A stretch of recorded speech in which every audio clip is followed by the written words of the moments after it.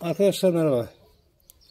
Her yıl ektiğimiz yöntemle domates, biber, patlıcan birlikte ekeceğiz. Şimdi toprağımızı bir ay önceden hazırladık. Otlara dokunmuyoruz. Dikimden bir ay önce toprağı alt üst ediyoruz. Otlar altta kalıyor ve gübre oluyor. Şimdi geniş bir çukur açalım.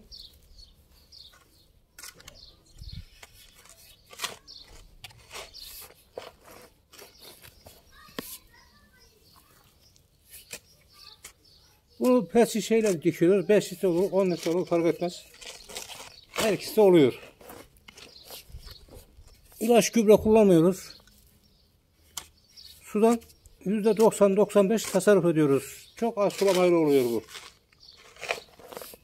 Ve verim de normalin en az 2-3 kat oluyor. Verim yüksek oluyor bunda. Çürüme, yapraklarda sararma, çiçek dökme olayı da olmuyor. Fazla sulamadığımız için. Çukurumuzu açtık. Şimdi bu 5 litrelik şişede de olur. 10 litrelik şişede de oluyor. Fark etmez. Buna domates dikeceğiz şimdi. Domatesimiz buna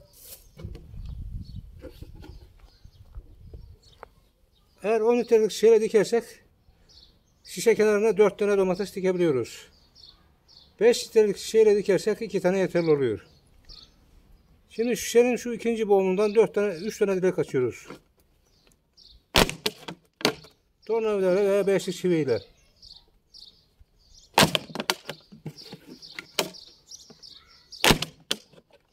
Elimizi açtık. Alttan 3. boğumdan tekrar 3 dilek açıyoruz.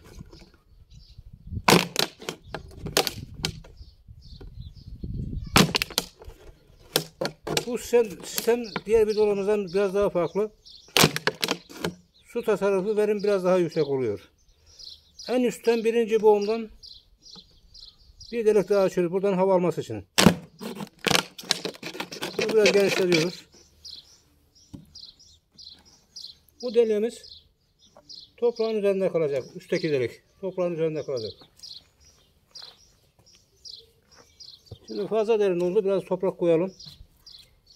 Üstte kalsın.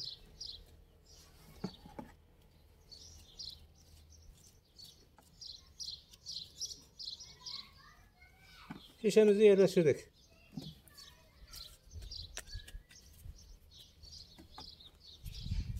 Biraz toprak koyalım hafif.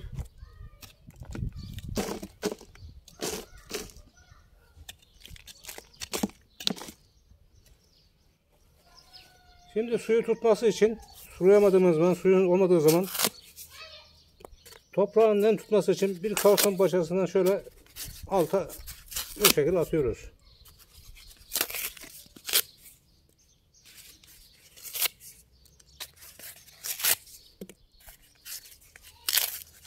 Bu bitkinin kurumasını önlüyor. Kağıt parçasında kalan nem bitkiyi kurutmuyor. Sulamasak da devam ediyor. Zaten şişemizin de bu özelliği var. Şişenin kapağını açıyoruz.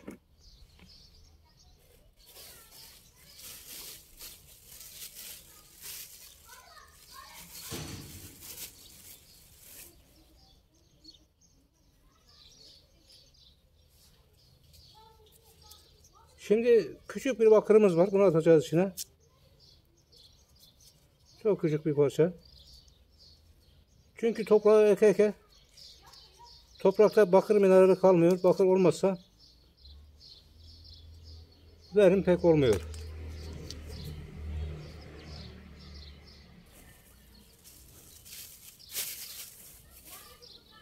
Bir de çivi bulalım. Onu da atalım içine.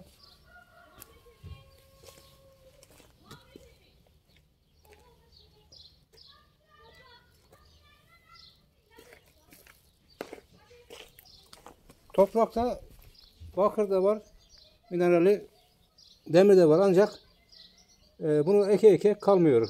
Çivi paslanmış, tel olur fark etmez. Onu da attık içine. Etrafını dolduruyoruz şimdi.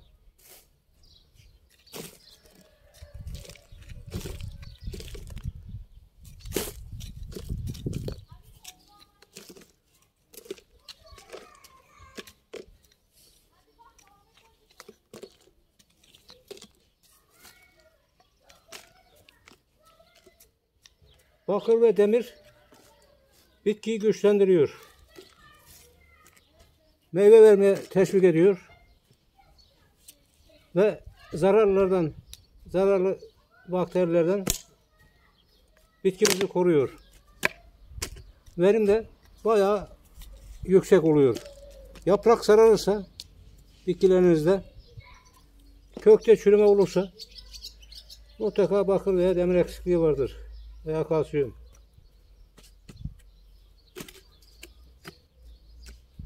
Şimdi şişemizin kenarına 2 tane derin çukur açıyoruz.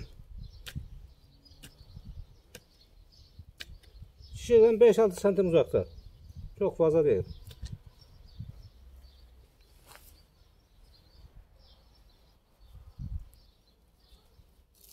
Şimdi tohumdan yetiştirdiğimiz kendi domateslerimizin fidesi var.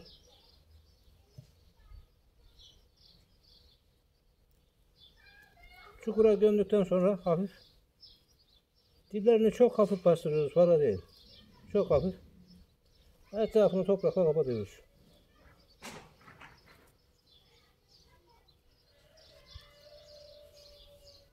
Diğerini de dikelim.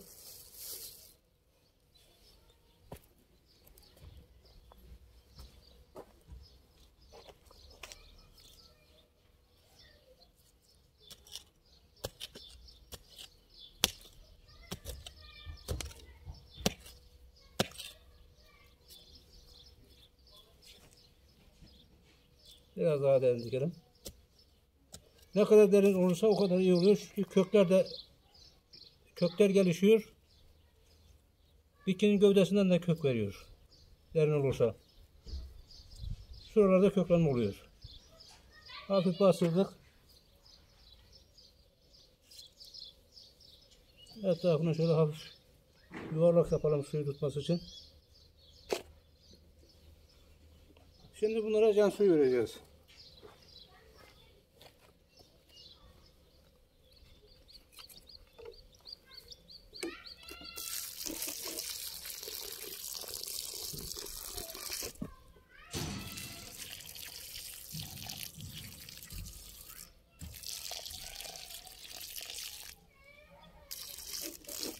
Kalan suyu da şişenin içine boşaltalım.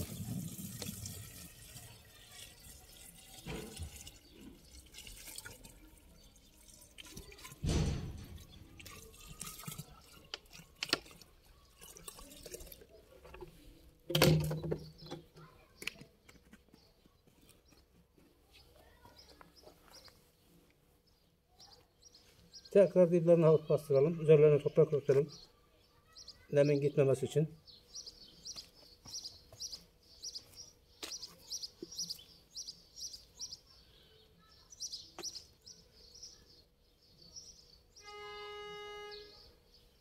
Şişemiz bitkilerimizi toprağın altından suluyor. En üstteki delik burada kaldı. İkinci delikler toprağın en az 5-6 santim altında kalıyor. Alttan suladığı için yabani ot çıkmasını önlüyoruz.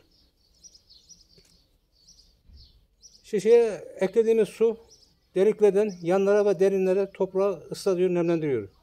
Kökler de onu takip ederek çok geniş bir alana yayılıyor. Yani bitki topraktan bütün besinini alabiliyor bu sayede. Ayrıca çok az suladığımız için bitkide böceklerinde hastalık olmuyor. Bütün hastalıklar fazla sulamadan gelir. Fazla sularsak yapraklar sararır, kökler çürür, bitkilerimiz çürür. Domates, biber, patlıcan fark etmez hepsi. Bunda yeteri kadar su alıyor. Şimdi bunu havalar böyle serin giderse su vermeyeceğiz. Bu kadar yeterli oluyor. Bunlar çiçek açana kadar. Biraz daha büyük şey boyunu geçip de 15-20 santime geldi. 20 santimi geçtiği zaman 20-25 santime diplerini çapalıyorum. Diplerinin her zaman çapalı olması gerek. Toprak çatlarsa kökler zarar görür. Bitki gelişmez. Su kaybolur. Kesinlikle çapalamayı ihmal etmemek gerek. Yağmur yağar veya sarma sulamaya suluyorsanız mutlaka kaymak tabakayı, toprakta oluşan kaymak tabakayı kırmak gerekiyor. Bunlar çiçek açana kadar su vermiyorum. Su verirsek boya gider. Su vermezsek hem köke gider hem de bitki kalınlaşır. Budama da yapmıyorum kesinlikle. Budama yaptığımız zaman Bitki uzun süre kendi yarasını tamir etmeye çalışıyor. Zaman geçiyor. Budama yapmak şu bakımdan iyi. Eğer tek seferde ürün alacaksanız tamam. Ticari maksatla. Ancak kendi evinizde dikiyorsanız bahçenizde bunlar yıl sonunda don olana kadar tüm dallardan domates verir. Yani tek dal üzerinde belli bir domates verme şansı var. Ancak çok dal olunca devamlı domates verir. Yazın çok sıcak havalarda 10-15 günde bir 35-40-45 derecelerde, serin havalarda 1 ay, 2 ay, 2 aya kadar gider bu. Fark etmez. Bu çiçek açıp meyveleri görünce o zaman su vereceğiz bunlara. Ancak sıcak olursa hafif bir su takviyesinde fayda var. Biberler de aynı şekilde. Biber 4 tane dikebiliriz yanlarına. Biber bir şişe 4 bibere yetiyor. Ancak patlıcan biraz fazla su istiyor. Onda suyu bunun 2 katına çıkarmak gerek. Ne kadar patlıcana suyu verirsek o kadar gelişir. Acısı da kalmaz. Bunda ilaç kullanmıyorum kesinlikle. Çünkü yeterli sulama yaptığımız için, fazla sulama yaptığımız için ilaca gerek kalmıyor. İlaç kullanırsak zararlı böceklerin yanında faydalılar da ölüyor ve tozlanma olmuyor. Tozlanma olmayınca boş çiçek oluyor. Şimdi bunlarda boş çiçek kesinlikle olmaz. Tozlayıcı, uçucu böcekler gelir bunlara. Ve dikerken de bunları biraz sık dikmek gerek. Toprağı kapatması gerek. Dallarına budamayınca toprağı kapatıyor komple. Toprak ısınmıyor. Kökler ısınmıyor. Toprak ısındığı zaman kökler zarar görür. Bitki sararmaya başlar. Ne kadar bol yaprağı olursa o kadar iyi. Bu tecrübelerime de dayanıyor. Yani Aralık sonuna kadar don olana kadar bunlar domates verecek. Ama az ama çok ama verecek. Ve domatesler de çok etli oluyor. Yani suyu fazla olmuyor içinde. Teşekkürler. Tekrar görüşmek üzere.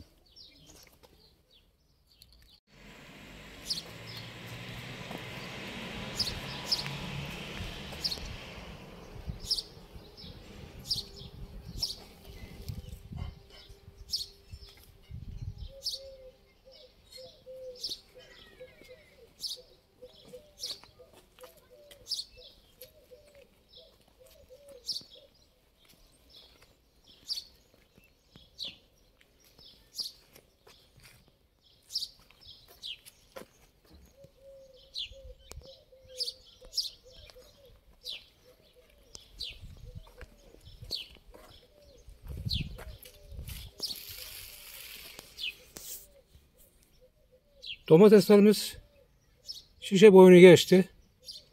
2 günde canlandı. Şimdi şişemizin özelliği şu. En alttan 3 delik açmıştık. 2. boğumdan. 4. doğumdan 3 delik daha açmıştık. 3-6 delik. Bir de buradan açtık. Şimdi şu delikten hava alıyor. Dışarıyla içerinin nemi eşitlendiği zaman hava sıcaklığından dolayı şişemizin üzerinde su buharı oluşuyor. İçeri sıcak, dışarı soğuk olduğu için. Bu böyle akarak bitkimize su temin ediyor. Alttaki deliklerden toprağa geçerek bitkinin kurumasını önlüyor. Gelişmesi devam ediyor. Şişemizin altında zaten normalde şişeyi suyla doldurduğumuz zaman 1,5-2 litre su kalıyor. Bu delikler hizasında. Üstten akan bu sular alta giderek tekrar deliklerden toprağa geçiyor ve toprağı devamlı nemli tutuyor bu şekilde. Çok uzun süre. Sudan %95'e yakın tasarruf ediyoruz. Domatesler büyüdü. Aralarını açtık ve diplerini doldurduk. Bugün 17. gün.